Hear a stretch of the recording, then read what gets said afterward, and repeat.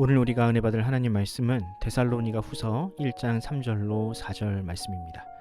형제들아, 우리가 너희를 위하여 항상 하나님께 감사할지니 이것이 당연함은 너희의 믿음이 더욱 자라고 너희가 다 각기 서로 사랑함이 풍성함이니, 그러므로 너희가 견디고 있는 모든 박해와 환난 중에서 너희 인내와 믿음으로 말미암아 하나님의 여러 교회에서 우리가 친히 자랑하노라. 아멘. 오늘은 교회는 무엇을 자랑해야 하나라는 제목으로 하나님 말씀 전하겠습니다. 살다 보면 그런 사람을 만날 때가 있습니다. 자기를 자랑하는데 노골적으로 하지 않고 은근히 하는 사람. 불평을 하는 것 같은데 알고 보면 다 자기 자랑인 사람이 있죠.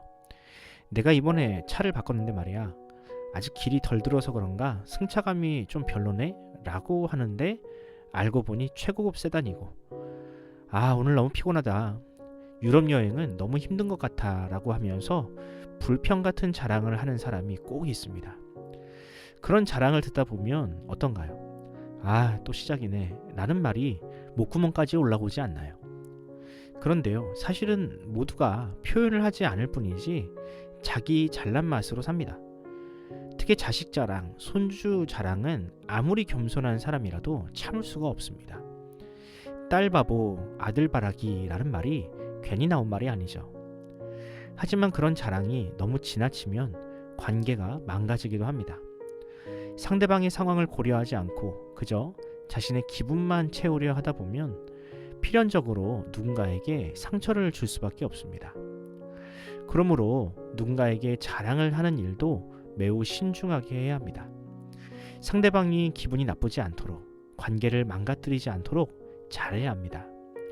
그럼 어떻게 하면 자랑을 잘할 수 있을까? 의외로 방법은 단순한데요. 핵심은 결과가 아니라 힘들었던 과정을 이야기하는 겁니다.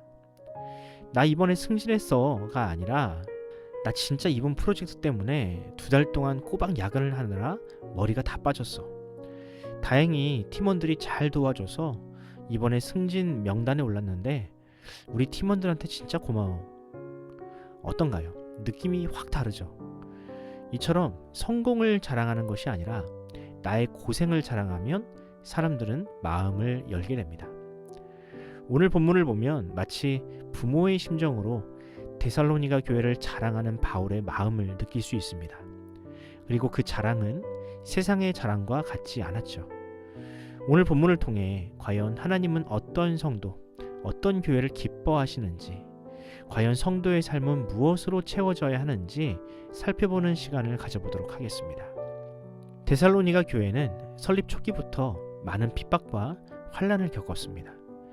당시 헬라인들, 즉 로마인들은 황제 숭배를 강요당했는데 이것을 거절하면 반역 행위로 간주되어 경제적, 신체적으로 제약을 당해야 했습니다.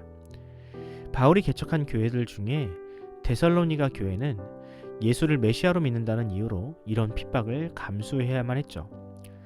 이처럼 현실적인 고난도 견디기 힘든데 당시 거짓 선지자들은 바울의 필체를 흉내내서 거짓된 정보를 흘림으로 교회를 혼란스럽게 했습니다. 그 가짜 편지에는 예수께서 이미 재림하셨고 이제 곧 하나님께서 이 땅을 심판하실 거라는 거짓된 정보가 담겨 있었습니다. 이 내용을 믿었던 일부 성도들은 일상과 직업을 버리고 게으르게 살면서 그저 주의 날만을 기다리는 나태함에 빠지기도 했습니다. 하지만 다수의 성도들은 이런 유혹과 핍박에도 꿋꿋하게 믿음을 지켰습니다. 바울이라는 개척자가 없어도 성도들끼리 의지함으로 믿음이 연약한 자를 돌보며 교회와 성도의 정체성을 지켜냈습니다.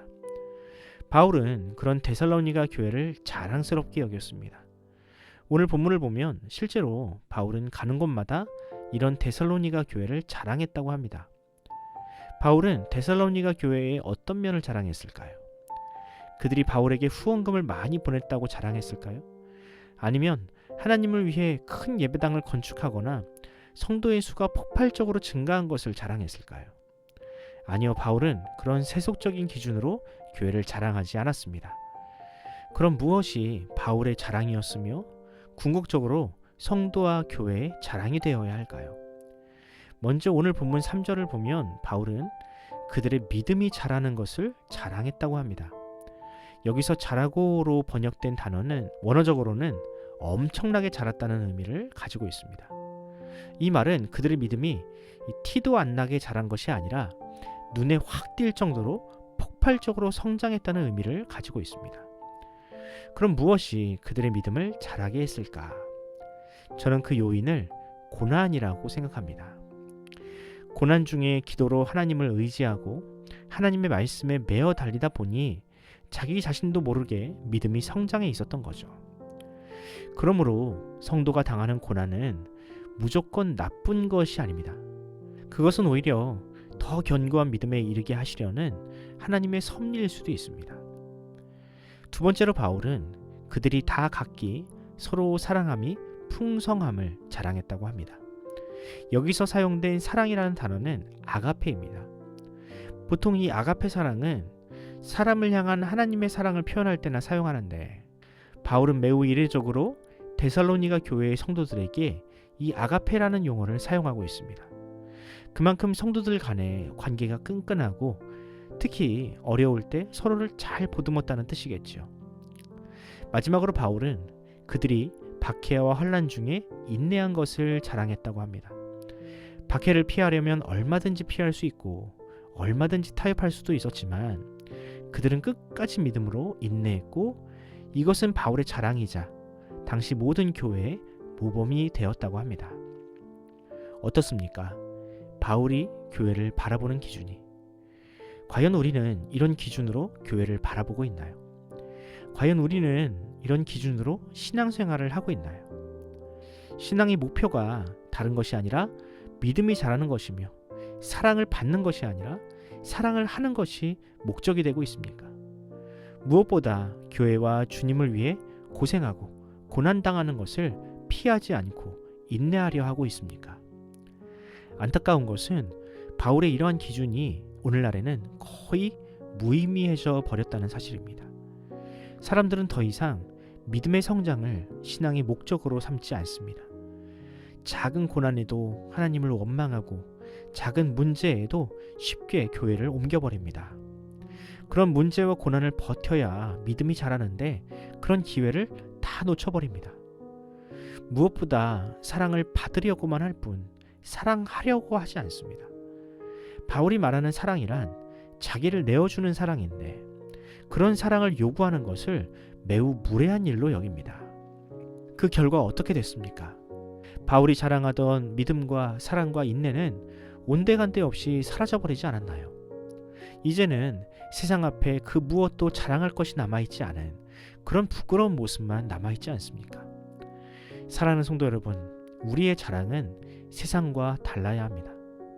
크기나 규모, 화려한 스펙은 세상에서나 통하는, 아니 이제는 세상조차도 외면하는 것들입니다. 이제는 세상도 이웃을 누가 더 사랑하는지를 두고 경쟁하고 있습니다.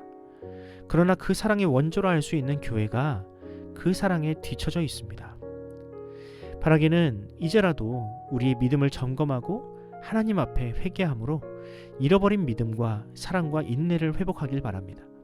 다시금 한국교회가 예전처럼 세상으로부터 존경을 받고 사랑을 받는 공동체가 되길 바랍니다. 더 이상 교회를 다니는 것이 부끄러운 일이 아니라 자랑스럽고 떳떳한 일이 되어서 이 엄혹한 시대의 길잡이가 되는 그날이 속히 오기를 간절히 소원합니다.